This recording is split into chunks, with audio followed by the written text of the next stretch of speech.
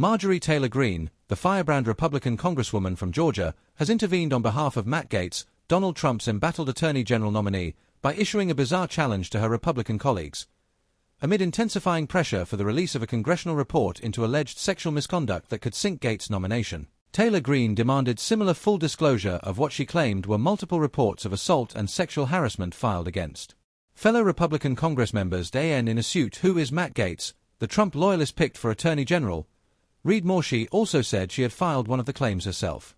For my Republican colleagues in the House and Senate, if we are going to release ethics reports and rip apart our own that Trump has appointed, then put it all out there for the American people to see, Taylor Greene wrote on X in a post which had received 1.3 million views by Tuesday 1 p.m. ETS.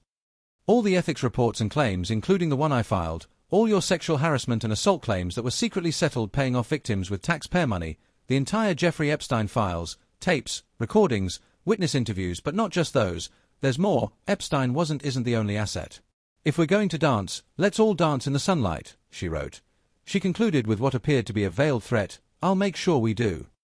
While not elucidating on the seemingly scattershot allegations, Taylor Greene's intervention exposed the fissures opened up in Republican ranks by Trump's nomination of Gaetz as America's top law official.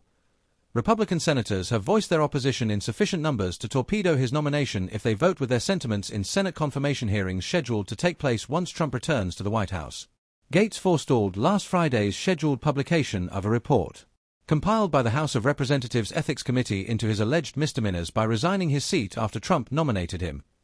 Nevertheless, fellow Republican members of Congress and senators are demanding its release for consideration in the confirmation process, triggering Taylor Greene's outburst.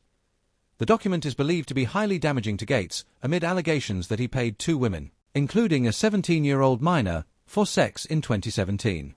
It also said that he took drugs, including ecstasy.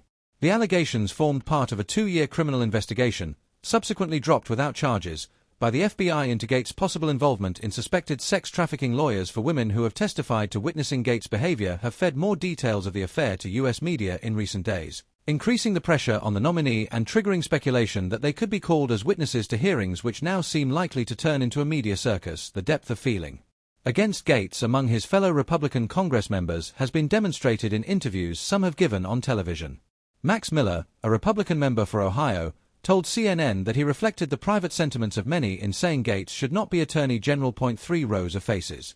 Trump's cabinet and White House picks. So far I'm looking at him as a member of Congress and the job that he has done here, and it has been abhorrent, he said. I'm not the only one who thinks this way.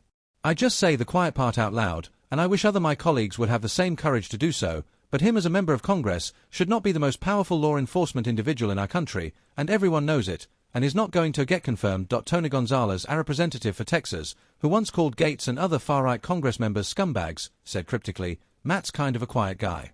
We're all still trying to get to know who he is, but soon enough, the American people get to know who he is.